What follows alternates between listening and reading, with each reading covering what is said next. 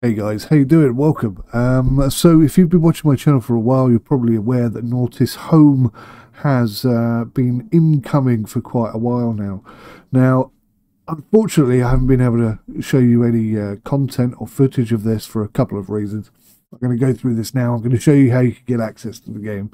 Excuse my voice. I've been getting over a sinus infection for well over a month now, and that's been part of the problem. So, NAUTIS Home did send me uh, sort of a review copy, but I wasn't allowed to record or share any of that footage at all. So I didn't record any of it. I was expecting a review key copy so that when the game released in early access, which is how it is now, I could show you some gameplay footage, etc., etc., etc. Unfortunately, they didn't tell me they weren't actually going to give me a key for the full game, so I didn't record any of the beta footage, and I didn't budget to have a monthly subscription going out this time. Now you might think it's only £6 a month. Surely you could deal with that. Well, yeah, and ordinarily I could, but I've just bought. I just invested in a new PC. Christmas is coming up, and obviously the heating and electricity bills are absolutely through the roof. So everything has to be budgeted at the moment, and so I can't do it. So I can't show you any gameplay footage. You can see here I don't have a subscription. Now, to get this home launcher, I'm going to show you now how you do that. There is a NAUTIS Home Facebook page. You can come in here, you can join this if you like Facebook. I'm not a big Facebook fan, to be honest with you, but there's a bit of information there. But this is the main website. So this is vstepsimulation.com, NAUTIS-simulator, NAUTIS-home. You don't have to type it that last bit. If you come here, you can see that if you follow the links, you create a profile, and then you register. And once you've registered, you'll be able to download this. Where is it? Where is it? Where is it?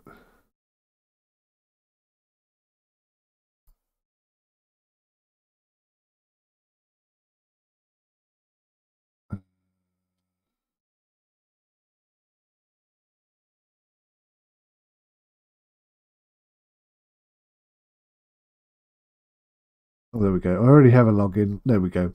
So there's a download page here, and you just download the NAUTIS Home Simulator, like so. And then you just install that like you would any other application that you download, and it'll give you a little startup page, which will bring you to this. You put your email address in, you put your password in, and if you've subscribed, and I'll show you that in a second, then it will give you access to the game. So, so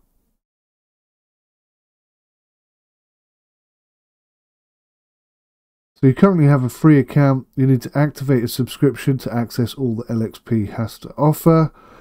So this is where you come in, and you can pay monthly, which is €6, which is about £6, something like that.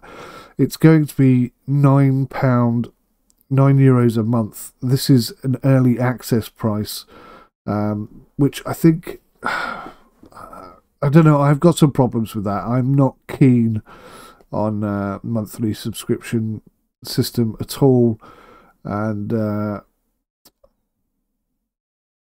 yeah, I wasn't very keen on this in the first place, and I think if they want to get people in, at the very least, they should provide a demo so people could test out the game, and or give a key to somebody like me so that I can showcase what the game can do, the pros and the cons, and then you can make your mind up from there. But there's really not enough information on this website, in my humble opinion, to convert casual players. When I say casual players, I mean, if you're already a maritime sea captain or something, or you're training to become one, then this is perfect for you, because it is very, very realistic, and I wish I'd recorded some of the early beta footage so that I could show you that, but unfortunately, like I say, I was expecting a key and I hadn't budgeted for anything else. Demo. See, it says demo there, see details, but why can't I get access to the demo? Can I get access to the demo? Enroll. Okay, so I've enrolled. So let's go start.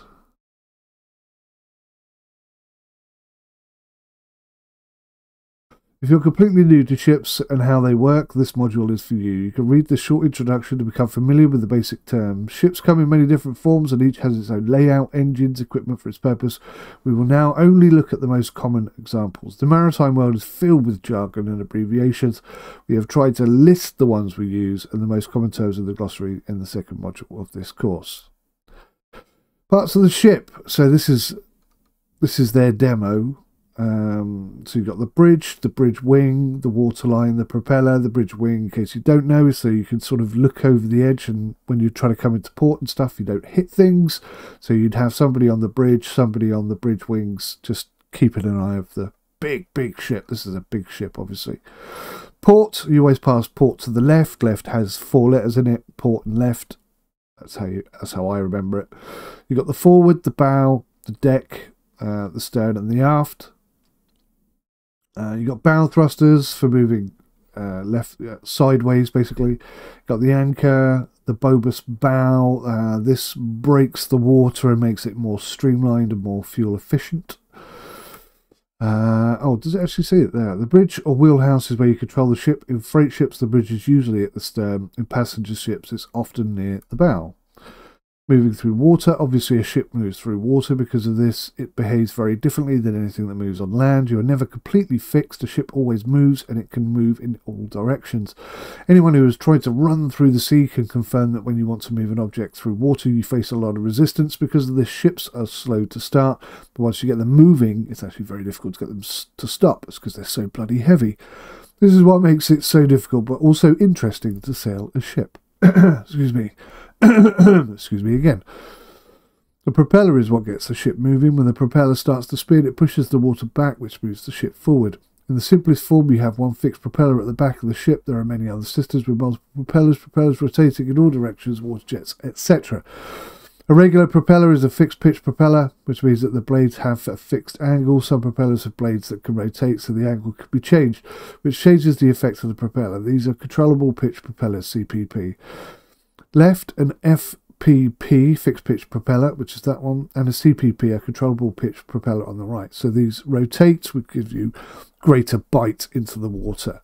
Most propellers rotate to the right, clockwise. These are called right-handed propellers, but there are exceptions.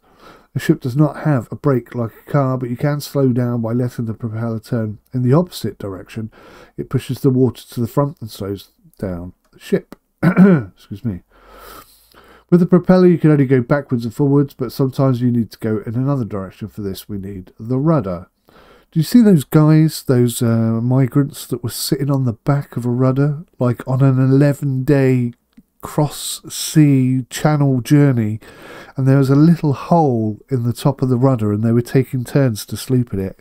Did you see that? That was unbelievable. Unbelievable. Those guys must be so desperate to get out of whatever country they came from. The bow thruster obviously moves the nose of the ship forward and, to the left and the right. The combination of the propeller and the rudder provide a way to steer the ship. The propeller pushes the water backwards and the rudder directs the flow in a certain direction. The rudder is located at the stern, therefore it also has the most influence there. That means that when you start turning, the stern will move first.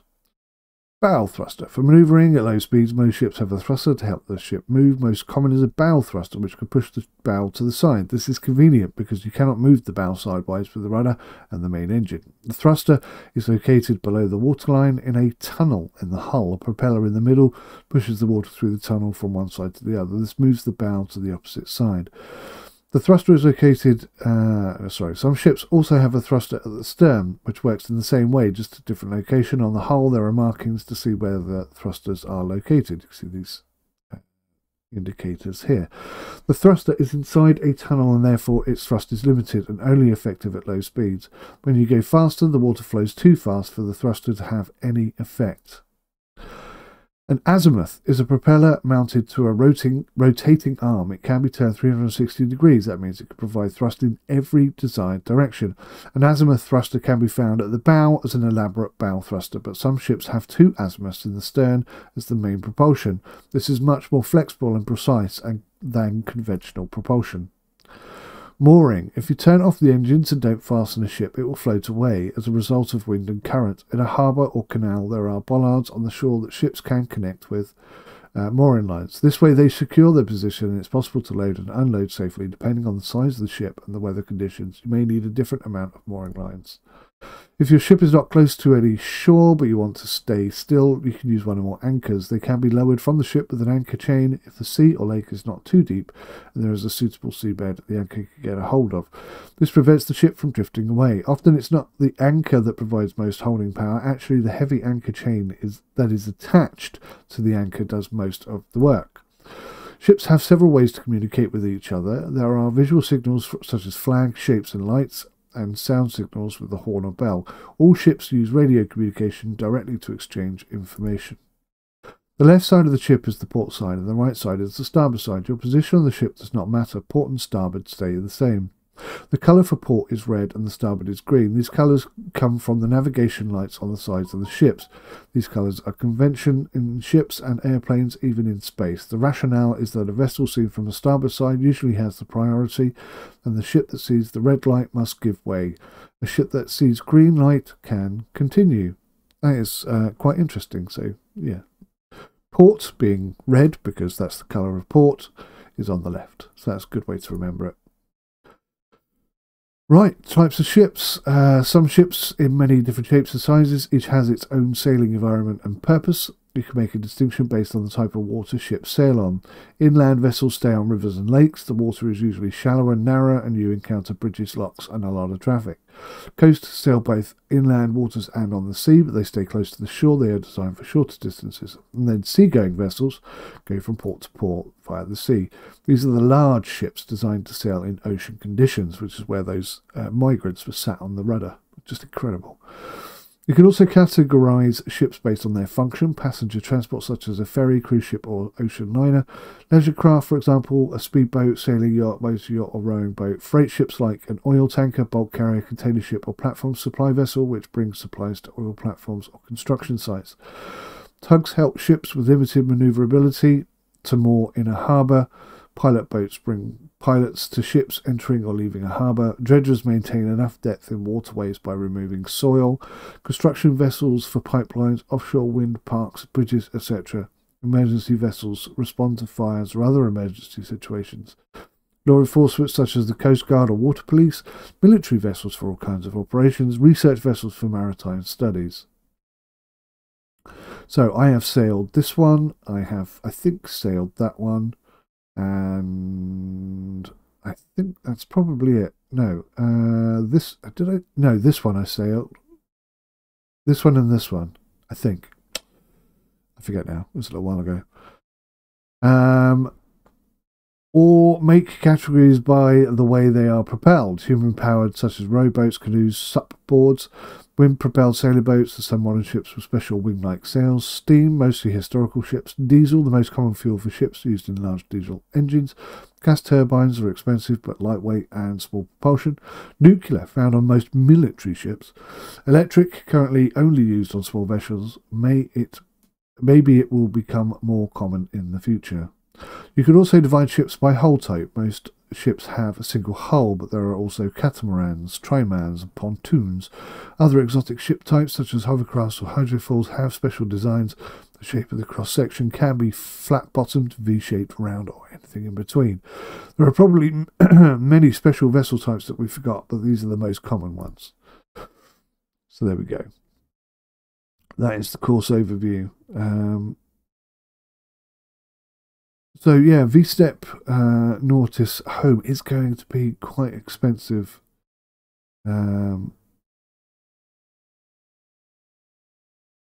Port starboard bow, aft stern blast. CPP is controllable pitch propeller. GPS is global positioning system. UTC is coordinated with universal time. Underkill clearance. CPA closest point of approach. Rotate, latitude, longitude, relative speed, true, nautical mile, knots, head up, north, heading, bearing. Okay. And let's see what happens if I go for the training.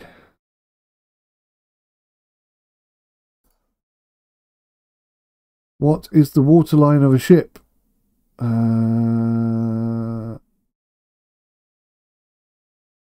The line where the hull meets the water surface?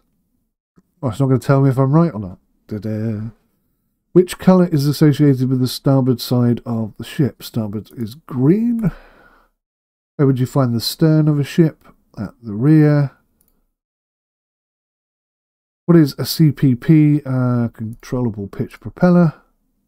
A ship that sails in rivers and near shore is also called a inland vessel, I think it was. Or was it coaster? Oh, God, I may get that one wrong. No, I think it might be coaster, you know. I can't change my answer. That sucks. What does STW mean? Oh. Speed through water. It's got to be. And what speed is the bow thruster most effective? Oh, I don't know. Did you read that? I didn't see that. I'm going to say 5 knots. It's probably 10. What does a tugboat do? It helps mooring large ships.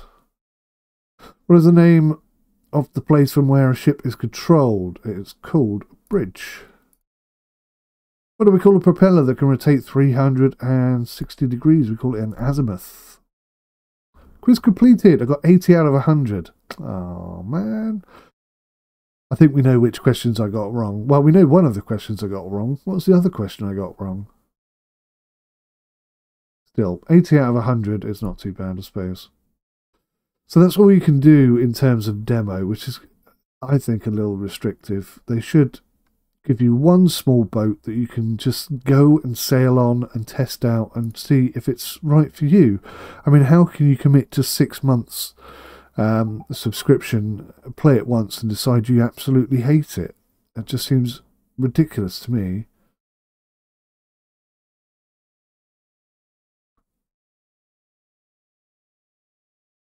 Subscribe in order to enroll.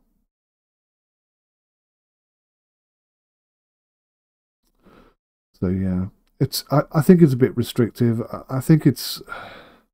The thing is, having played the beta, I know the quality that's there. I also know all the stuff that's missing.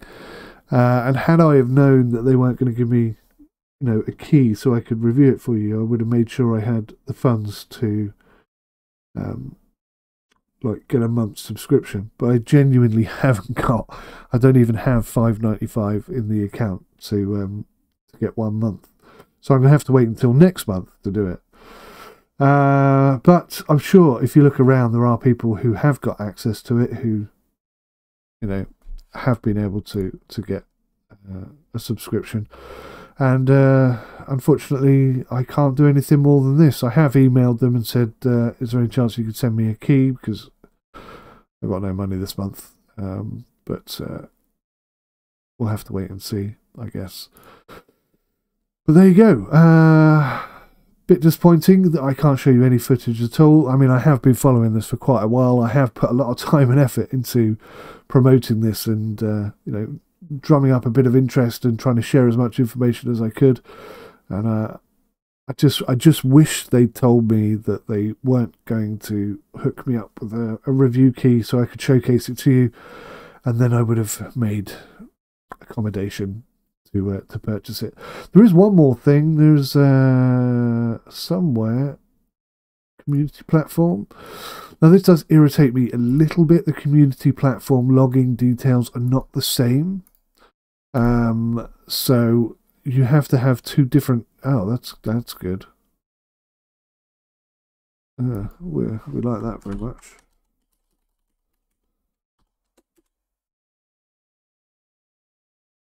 Wow. Okay. Well, that's not working at all. I just logged in there 10 minutes ago and it worked fine. Now it doesn't work anymore. That's a good start. Okay. Well, there's not much else I could do, really. This is all I could show you for now.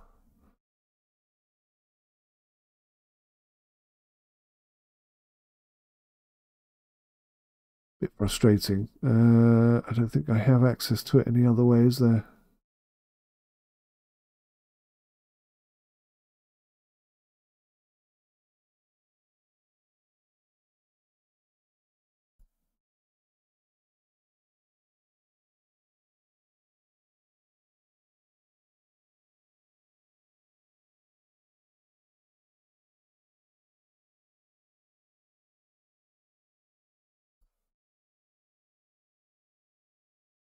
Oh, there we go. So there's the NAUTIS home community as well. Unfortunately, you have to have 2 different login details, and they've got different security password requirements as well. So you're going to have 2 different passwords, which is also quite irritating. There's a few things that they could definitely improve, but I think this is a good place to come. Maybe come in here and say hello to a few people and talk to them. Lots of Scandinavians in here, mostly Scandinavians, which is kind of genuinely what I thought. You know, they're the primary type of people who would be interested in this game. I can assure you. But you know, Brits very much up there on the nautical front. Currently 280 members. So that gives you some idea of how many people are currently logged in and playing the game. And it's such a shame that I can't showcase it to you. But it's a combination of my fault. I should have recorded, excuse me, some of the beta footage, and their fault for not communicating accurately with me whether or not I was actually going to get sort of a beta early access review key type thing. But anyway, that's at least I've showed you how you can get into it and how you can log in and what's available. And if they come back to me with the review key, then I can start producing some gameplay footage. Otherwise, you have to wait a month. That's pretty much the long and short of it. Thanks for watching, guys. Much appreciated. Let me know how you get on. If you've got any gameplay footage, please share a link here. It'd be great if we could just showcase the game and what it's capable of. Until next time, take care. Goodbye for now.